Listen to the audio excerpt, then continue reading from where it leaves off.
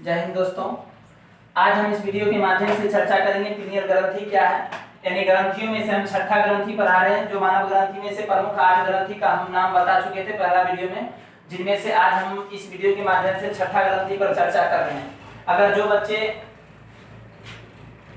5 ग्रंथि जो पढ़ा चुके हैं, अगर वो उसका वीडियो देखना चाहते हैं तो हम डिस्क्रिप्शन में लिंक डाल देंगे, आप लोग देख लीजिएगा। जिनको इच्छा हो देखने की तो देख सकते हैं। चलिए, नहीं देखने का इच्छा हो तो आपके ऊपर डिपेंड करता है। चलिए, जो मेरा काम है वो करते हैं, आप लोग का जो काम है वो कीजिए या नहीं कीजिए, वो आपके ऊपर डिपेंड है। चलिए, आज हम तो फिर चर्चा शुरू करते हैं इनके ऊपर। पीनियल ग्रंथि यानी मनुष्य के शरीर में पाए जाने वाले सबसे छोटी ग्रंथि की बात करें तो पीनियल ग्रंथि ही है। यानी हम कह सकते हैं यह ग्रंथि मस्तिष्क में पाई जाती है। यह ग्रंथि मस्तिष्क में पाई जाती है और यह ग्रंथि जो है सबसे छोटी ग्रंथि के नाम से भी जाना जाता है।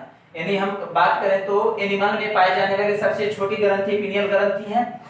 इस ग्रंथि को तीसरा नेत्र के नाम से भी जाना जाता है। सो एग्जाम में कई बार पूछा गया प्रश्न है ये, किस ग्रंथि को तीसरा नेत्र के नाम से जाना जाता है? तो पीनियल ग्रंथि को तीसरा नेत्र के नाम से जाना जाता है। यह ग्रंथि जो है सबसे छोटी ग्रंथि होती है और यह व्यवस्थित कहाँ रहती है? तो मस्तिष्क में व्यवस्थित रहती है। चलिए, और हम इसके बारे में बात करें। इस ग्रंथि का जो है विकास, जब बच्चे जन्म लेते हैं तो उनके शरीर में 1 से 2 वर्ष तक होती है। इस ग्रंथि का जो विकास है उनके शरीर में 1 से 2 वर्ष तक होती है और 1 से 2 वर्ष तक में वह जितनी आकार बना सकती है बना ले, लेकिन इसका आकार चावल के दाने की तरह होती है, बस उससे बड़ा नहीं होती। यानी 5 से 8 mm। समझ में आ गया? तो चलिए, यह 1 से 2 ही वर्ष तक अगर फैलाव की बात करें, विकास अगर ये करना चाहेगा तो यह 1 से 2 वर्ष तक ही करेगा, उसके बाद यह विकास नहीं करता है। यानी हम कह सकते हैं कि इनके आकार में कोई परिवर्तन नहीं होता है। परिवर्तन कब तक होगा? तो 1 से 2 वर्ष तक होगा। आपको एग्जाम में क्वेश्चन ये भी पूछ सकता है, पीनियल ग्रंथि का विकास कब तक होता है? तो ये बात याद मत रखिएगा कि जीवन भर विकास होते रहता है। मात्र उस ग्रंथि का विकास 1 से 2 वर्ष तक, यानी आकार में विकास कितने दिन तक? 1 से 2 वर्ष तक होती है। और अगर हम बात करें आगे इनके, चलिए, इनके आकार में विकास नहीं होता है 2 वर्ष तक, लेकिन इनके वजन में परिवर्तन होता है। अब इनकी आकृति की बात करें तो इनके आकार जो होती है, इस ग्रंथि की अगर हम आकार की बात करें तो आप लोग चावल के दाने जो देखे होंगे ना, लाल भूरे हरे रंग के, मतलब जैसे अक्षत जो देखे होंगे ना, शादी ब्याह में अक्षत छीटा जाता है। कब छीटा जाता है मालूम होंगे? मालूम तो आप लोग को होगा ही। चलिए, वो अक्षत जो होता है ना, या फिर पूजा पाठ में जो अक्षत देखते हैं, जरूरी है कि शादी ब्याह में देखे होंगे, पूजा पाठ में जो अक्षत होते हैं ना, अक्षत पे देखिएगा कलर कर देता है, लाल भूरे रंगों में क्या करते हैं, उसको कलर करके बना देता है। या फिर रंगोली बनाती है तो उसमें भी देखिएगा चावल को रंग देते हैं। तो ठीक है, चावल के लाल भूरे रंग को जो चावल रंग दिए जाते हैं, सेम टू सेम मनुष्य में यह ग्रंथि उसी आकार के रूप में पाई जाती है। ठीक, और चलिए, इनके आकार के बारे में तो जान गए कैसे होते हैं। और इनकी साइज जो होती है, साइज जो 5 से 8 mm की होती है। चलिए, अब यह क्या होता है कि किसी मनुष्य में 1 से 2 ही वर्ष क्यों विकास करता है? यानी 1 से 2 वर्ष विकास करने के बाद, यानी यह 1 से 2 वर्ष इसके आकार में विकास होते हैं, फिर यह क्या होती है, इनके आकार में विकास होना बंद कर देता है। यानी कि यह आकार में विकास नहीं करता है, लेकिन यह किशोरा अवस्था आने पर, यानी यौवन अवस्था जो आती है, उस अवस्था में आने के बाद क्या होता है कि इनके विकास में तो परिवर्तन, यानी विकास नहीं, यानी इनके आकार में तो विकास नहीं होता है, आकार में विकास नहीं होता है,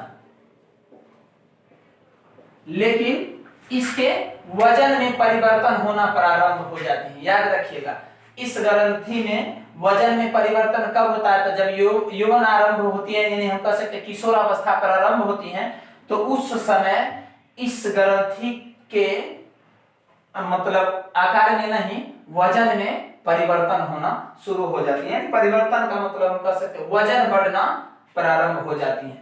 तो ये सब इनसे संबंधित बात थी। और हम जान लेते हैं, और है इसके द्वारा हार्मोन जो स्रावित होता है, इनके द्वारा जो है अब देखिए थोड़ी सी और बात चर्चा कर लेते हैं। यह ग्रंथि जो है, यह ग्रंथि इससे जो है, अगर हम बात करें इस ग्रंथि की, अगर हम इसी ग्रंथि से संबंधित बात करें तो जनन अंगों की क्रियाशीलता से संबंधित हार्मोन को, यह ग्रंथि जनन अंग से संबंधित क्रियाशील हार्मोन को भी स्त्राव करता है। जनन अंग जो होते हैं, जैसे जनन अंग तो आप लोग भी जानते हैं, नर और मादा जनन अंग 10th क्लास में भी पढ़े होंगे। तो जनन अंग से संबंधित यानी उनसे जो संबंधित हार्मोन्स होती हैं उनको यह क्रियाशीलता प्रदान करती हैं। चलिए अगर हम इनके बारे में और जाने तो इनके द्वारा जो है मेलाटोनिन हार्मोन स्त्रावित होता है। अब देखिए ये हार्मोन जो है मेलाटोनिन नामक जो हार्मोन है, मेलाटोनिन नामक हार्मोन हमारे शरीर के जो त्वचा पाई जाती है ना, हमारे शरीर के जो त्वचा होती है उन त्वचा को क्या करता है, त्वचा के रंगों को, यानी ये त्वचा के रंगों को कायम करके रखता है। चलिए ये था, हम अभी बात करते हैं पीनियल ग्रंथि के बारे में। तो चलिए पीनियल ग्रंथि के बारे में तो समझ में आ गया होगा। अब इनसे संबंधित कुछ कार्य के बारे में जान लेते हैं। पीनियल ग्रंथि के कार्य क्या है, तो चलिए थोड़ा बहुत इनके 2-4 कार्य भी जान ले तो ठीक रहेगा। चलिए पीनियल ग्रंथि का जो कार्य है उनके बारे में जान लेते हैं। यह दिल की धड़कन और रक्त, यानी दिल की धड़कन और रक्तचाप को नियंत्रण करके रखता है। दिल की जो धड़कन होती है और रक्तचाप तो जानते हैं, यानी दिल की धड़कन और रक्तचाप को क्या करता है, यह नियंत्रण करके रखता है, यानी सामान्य रूप से, यानी सामान्य करके रखता है, हम कह सकते हैं। यह जो है आंख के रेटिना को आराम पहुंचाता है। वैसे अगर हम बात करें सोने और जागने से, ये भी क्वेश्चन कई बार एग्जाम में पूछा गया है, सोने और जागने से कौन सी ग्रंथि संबंधित होती हैं, तो सोने और जागने का संबंध इसी ग्रंथि का है, यानी सोने और जागने में जो क्रियाएं होते रहती हैं इसी ग्रंथियों के द्वारा होते रहती है, ये बात याद रखिएगा। अब देखिए आंख के रेटिना को आराम पहुंचाता है या आराम देता है, कौन सी ग्रंथि, तो पीनियल ग्रंथि। यह निद्रा चक्र को नियंत्रण करने का कार्य करती है। जैसे निद्रा चक्र, मान के चलिए चक्र तो जानते हैं, यानी हम कह सकते हैं इसको निद्रा चक्र को क्या बोलते हैं, अस्पील साइकिल ना, अस्पील साइकिल को नियंत्रण करने का कार्य करते हैं। जैसे कोई व्यक्ति मान के चलिए सोता है, फिर जगता है, फिर सोता है, यानी चक्र तो पूरा चलते रहता है। इस प्रकार की चक्र उनके शरीर में क्या होती है, चक्र तो जानते हैं। जैसे घड़ी की सुई एक बार अभी 1 बजा तो फिर घूम के फिर 1 बजेगा, फिर घूम के, यानी वो एक शाम यानी रात में हो या फिर दिन में हो, लेकिन फिर आएगी एक घड़ी ना, तो वही बात है। यानी यह अस्पील चक्र को क्या करता है, नियंत्रण करके रखता है, यानी नियंत्रण करने का कार्य करता है। यानी हम कह सकते हैं कि यानी मनुष्य, यानी निद्रा चक्र को नियमित करने का कार्य कौन करता है, कौन सी ग्रंथि करता है, तो पीनियल ग्रंथि करता है। तो ये चक्र जो होती है, यानी एक बार जैसे मान के चलिए अभी कोई व्यक्ति सोया, फिर जगा, फिर बाद में सोएगा, फिर जगेगा, यानी ये चक्र पुनः क्या होती है, यानी चलती रहती है। तो उनको नियंत्रण करने का कार्य कौन सी करती है, तो पीनियल ग्रंथि करती है। चलिए यह ग्रंथि है जो है भूख, यानी जिसे हम खाना खाते हैं तो भूख को भी नियंत्रण करके रखता है। तो कौन सी ग्रंथि, तो यही ग्रंथि जो है भूख को नियंत्रण करके रखता है।